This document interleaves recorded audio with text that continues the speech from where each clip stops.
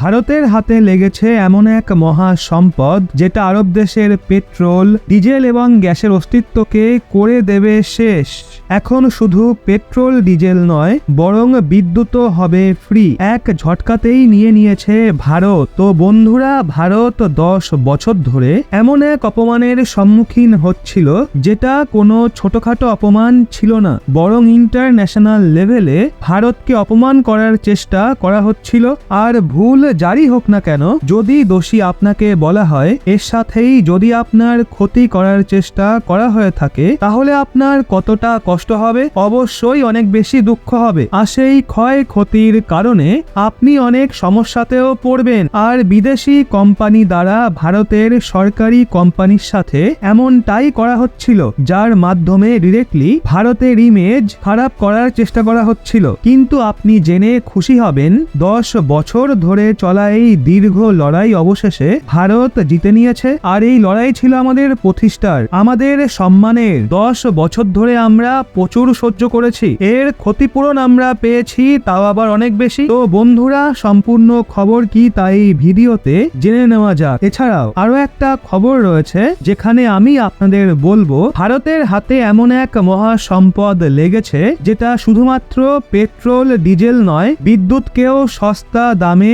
Produce করবে। তো বন্ধুরা, ভারতের এমন সফলতার জন্য একটা লাইক তো অবশ্যই করবেন। আসলে বন্ধুরা, এই সম্পূর্ণ বিষয়টা শুরু হয়েছিল 2010 সালে। সেই সময় ভারতের কোম্পানি ওএনজিসি কে ব্রাজিলের কোম্পানি পেট্রোব্রাস, ইতালির কোম্পানি ইএনআই, এছাড়া নরওয়ের কোম্পানি রকসোর্সের সাথে মিলে তেল খোঁজার দায়িত্ব দেওয়া হয়েছিল। আর এর জন্য মহানদী বেসিন এবং কাবেরী বেসিনে প্রায় 3টে ব্লক ছিল যেখানে তাদের কাঁচা তেলের সন্ধান করার কথা ছিল। এছাড়াও অন্ধ্রপ্রদেশের কোস্টের কাছে যে কৃষ্ণা গোদাবরী বেসিন রয়েছে, সেখানে 3টে ব্লক দেওয়া হয়েছিল আর বলা হয়েছিল এখানে কাঁচা তেলের সন্ধান করাতে। এই কোম্পানিগুলো 1 বছর পর্যন্ত কাঁচা তেলের সন্ধান করেছিল, কিন্তু এই 3টে কোম্পানি 3 জায়গাতেই কিছুই পায়নি, সব ব্লক খালি ছিল। এমনটা হতেই ব্রাজিলের কোম্পানি পেট্রোব্রাস, ইতালির কোম্পানি ইএনআই, এছাড়াও নরওয়ের কোম্পানি রকসোর্স, 3টে বিদেশি কোম্পানি ওএনজিসি কে মাঝপথে ছেড়ে পুনরায় নিজেদের দেশে চলে গেছিল।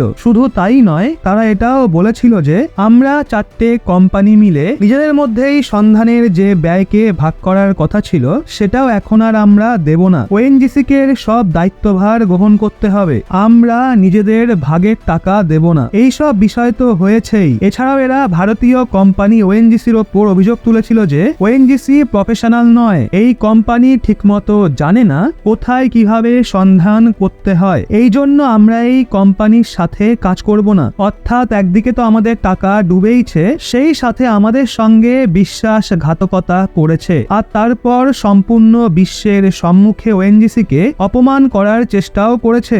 আর এই কথা ওএনজিসি এবং ভারত সরকারের সহ্য হয়নি। এজন্য আজ থেকে প্রায় 10 বছর আগে 2013-14তে ভারতীয় কোম্পানি ওএনজিসি যে ইন্টারন্যাশনাল কোর্ট রয়েছে, সেখানে এই কোম্পানিগুলোর বিরুদ্ধে কেস করে। আর সেখানে বলা হয় এই কোম্পানিগুলো না কেবল আমাদের পয়সা ডুবিয়েছে, বরং গোটা বিশ্বে আমাদের অবস্থানকে ক্ষতিগ্রস্ত করার চেষ্টা করেছে।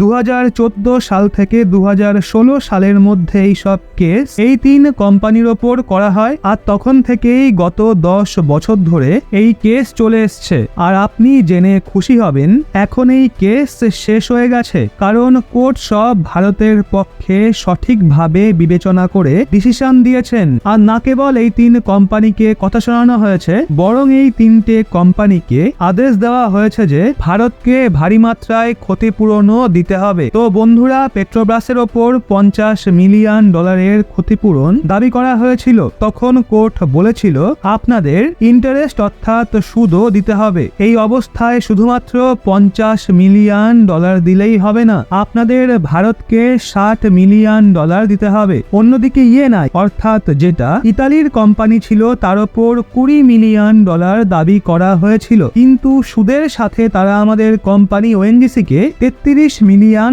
দেবে। আর এর সাথে যদি কথা বলা হয় নরওয়ের কোম্পানির বিষয়ে, তাহলে তাকেও $20 মিলিয়ন দিতে হবে। আর যদি সেটা ভারতীয় টাকায় বলা হয়, তাহলে এর পরিমাণ 1000 কোটি টাকারও বেশি। শুধু তাই নয়, এই কেসের কারণে এই 3টে কোম্পানি কোম্পানির প্রতিষ্ঠাও অনেকটাই নিচে নেমে গেছে। ইন্টারন্যাশনাল মার্কেটে এই মেসেজ গেছে যে এই কোম্পানিগুলো বিশ্বাসঘাতক, যেমনটা এরা ভারতের সাথেও করেছে। কিন্তু বিষয়টা এখানে সীমিত ছিল না। আসলে 3টে কোম্পানি 2011 সালে আমাদের দেশ ছেড়ে পালিয়ে গেছিল, কারণ এদের মনে হয়েছিল ভারতের কোনো ব্লকেই এক ফোঁটা তেল নেই। কিন্তু ওএনজিসি ক্রমাগতই তার সন্ধান চালিয়ে গেছিল। আর আপনি জেনে খুশি হবেন, যেই ব্লককে ছেড়েই কোম্পানিগুলো চলে গেছিল সেই ব্লকেতেই ওএনজিসি কৃষ্ণা গোদাবরী বেসিনে কাঁচা তেলের সন্ধান পেয়েছে, আর সেই তেলকে ওএনজিসি বের করা শুরুও করে দিয়েছে। এছাড়াও যে মহানদী বেসিন রয়েছে সেখানেও তেলের সন্ধান পাওয়া গেছে, সেখানেও সিসমিক সার্ভে করা হচ্ছে। খুব তাড়াতাড়ি সেখান থেকে তেল নির্গত করা আমরা শুরু করে দেব। যদিও আপনাদের মনে অনেকেই এই কথা ভাবছেন যে এই কোম্পানিগুলো তো ইন্টারন্যাশনাল কোম্পানি, এই কোম্পানিগুলো কি কোর্টের আদেশ মানবে? তো বন্ধুরা, আপনাদের বলে রাখি, এর ব্যবস্থাও সরকার প্রথম থেকেই গ্রহণ করে রেখেছে। ভারতীয় কোর্টে তো কেস করা ছিলই, এর সাথেই লন্ডন এবং নিউ ইয়র্কের কোর্টেতেও কেস করা হয়েছিল।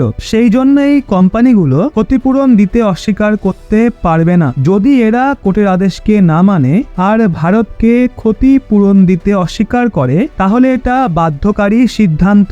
এই কোম্পানিগুলোর যেই ইন্টারন্যাশনাল অ্যাসেট রয়েছে সেগুলোকে বিক্রি করা যেতে পারে। তো বন্ধুরা, সেগুলোকেও সিল করে দেওয়া হবে, সেগুলোকে তারপর নিলাম করা হবে। তা থেকে যে অর্থ আসবে সেটা ভারতের ওএনজিসি কে ক্ষতিপূরণ হিসাবে দেওয়া হবে। অর্থাৎ এই কোম্পানিগুলো পালিয়ে যেতে পারবে না। যদি পালানোর চেষ্টা করে তাহলে তার দ্বিগুণ ক্ষয়ক্ষতি হবে। দ্বিতীয় খবর হলো, ভারতের যে মহানদী বেসিন রয়েছে, যেটা উড়িষ্যার মধ্যে দিয়ে ভুবনেশ্বর পর্যন্ত এসে সমুদ্রে মিশেছে, এই সম্পূর্ণ এলাকাকে বলা হয় মহানদী বেসিন। আর এইখানে যে এলাকাগুলো রয়েছে, অর্থাৎ সেখান থেকে প্রায় 30 কিলোমিটার দূর পর্যন্ত ওএনজিসি, যেটা ভারতীয় একটা কোম্পানি, তারা তেল এবং গ্যাসের সন্ধান করেছিল।